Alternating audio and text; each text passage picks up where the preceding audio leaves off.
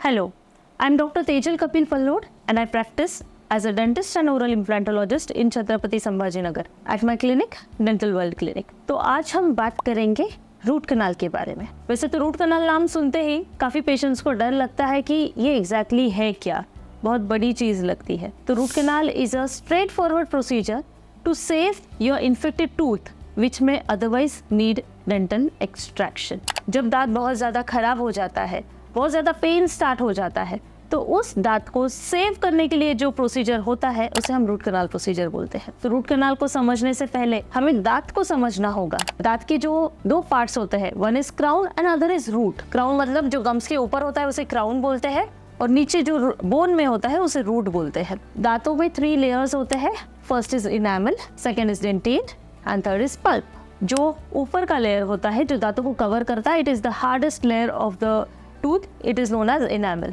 उसके नीचे होता है dentin, it is softer than enamel but it is tough enough to protect the pulp. और पल्प जो होता है वो innermost portion of tooth होता है जिसमें ब्लड वेसल्स और नर्व्स होते हैं।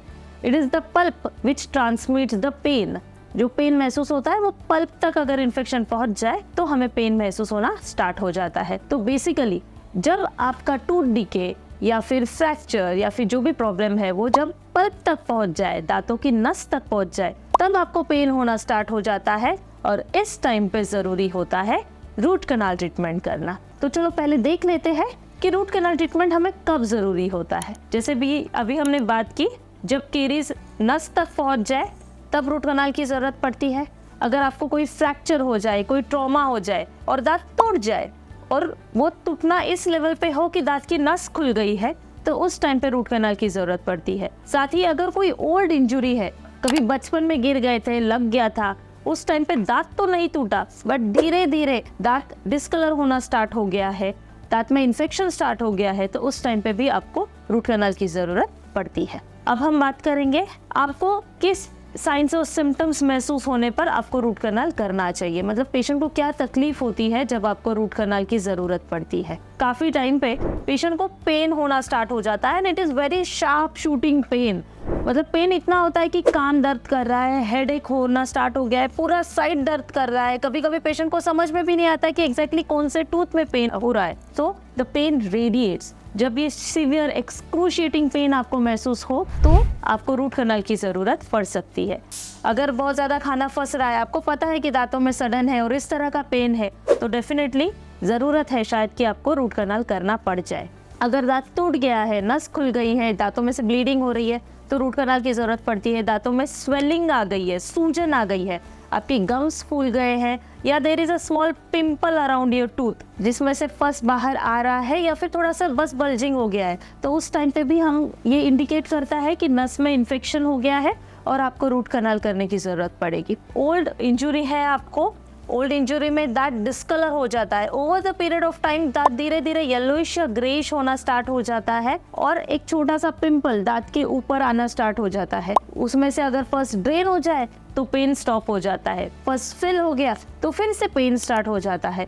तो इस टाइम पे उस दांत को इग्नोर मत कीजिए। इट इज़ नेसेसरी कि आप रूट कनाल ट्रीटमेंट करवाएं, क्योंकि अगर इस स्टेज में आप रूट कनाल ट्रीटमेंट नहीं करवाते हो तो जो इन्फेक्शन आपके बोन में बन रहा है वो धीरे धीरे फैलेगा और आजू बाजू के दांतों को वो इन्वॉल्व करेगा। तो it is the right time you should visit a dentist.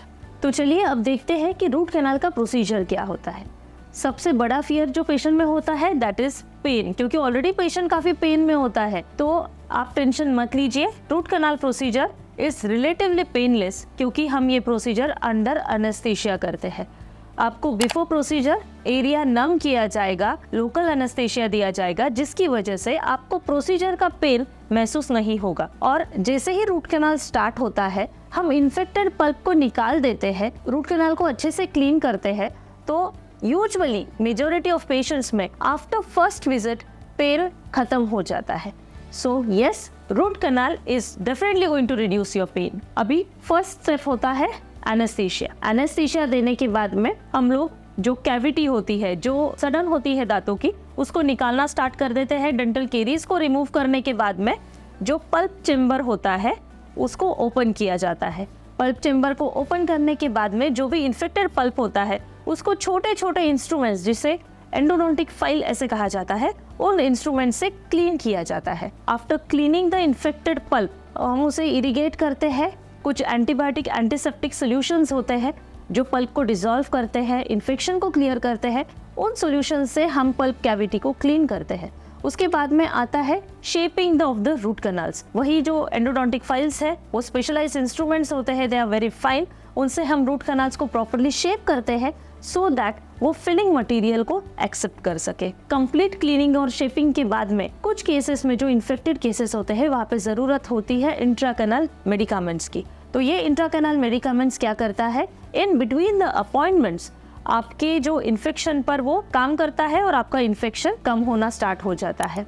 एक बार आपका इन्फेक्शन कम्प्लीटली रिलीव हो गया है, कनाल में से पस्ट कम्प्लीटली क्लियर हो गया है, कनाल्स ड्राई हो गए हैं, तो उस टाइम पे हम लोग रूट कनाल फिनिश करते हैं और वहाँ पे एक रबर लाइक मटेरियल होता है जिसे गटा पर्चा ऐसे कहते हैं, उससे रूट कनाल जो है वो सील किया जाता है। क्योंकि रूट कनाल का जो स्पेस है उसे हम ओपन नहीं रख सकते, उसे कंप्लीटली सील करना बहुत ज़रूरी होता है। विथ सीलर्स एंड गटा पर्चा ये स्पेस को सील किया जाता है। एक बार रूट कनाल सील हो गए तो उसके ऊपर फिलिंग किया जाता है, which is the permanent filling, और this comprises of root canal. एक बार रूट कनाल खत्म हो गया उसके बाद में उसके ऊपर यूजुअली क्राउन दिया जाता है। अभी क्राउन क्यों दिया जाता है, दांत स्ट्रक्चरली वीक हो गया है, उसमें काफ़ी बड़ा फिलिंग है, तो जो भी हम खाना खाएंगे उसके जो ऑक्लूजल फोर्सेस है, वो जो लोड है वो दांत बियर कर पाए, हम अच्छे से उससे खाना खा पाए, इसलिए क्राउन का देना ज़रूरी हो जाता है। काफ़ी टूथ स्ट्रक्चर लॉस होने की वजह से चांसेस होते हैं कि आप जब कुछ खाना खाएं तो दांत आपका फ्रैक्चर हो जाए, टूट जाए। ये चीज़ अवॉइड करने के लिए हम उसके ऊपर क्राउन देते हैं। There are different types of crown, ये एक दूसरे टॉपिक में कवर हो जाएगा। So this is root canal. अब रूट कनाल करने के बाद में केयर क्या लेना है। कभी कभी रूट कनाल हम लोग सिंगल विजिट में खत्म कर देते हैं, कभी मल्टीपल विजिट्स होते हैं, that depends on the stage of your infection. Root canal खत्म होने के बाद में आपको काफ़ी हाई ऑक्लूजल फोर्सेस नहीं होने चाहिए, काफ़ी हार्ड चीज़ों पे आप बाइट करना कुछ दिनों के लिए अवॉइड कर दीजिए। एक बार क्राउन उसके ऊपर बैठ गया तो आप रेगुलर खाना खाना स्टार्ट कर सकते हो। So this is about the root canal, जो आपके ऐसे दांत को सेव करता है जिसको निकालने की जरूरत पड़ सकती है। So thank you for watching this video. Kindly subscribe the channel और बेल आइकॉन को प्रेस कीजिए ताकि जो भी हमारे अपकमिंग वीडियोस हो वो आपको जल्द से जल्द मिले। Thank you.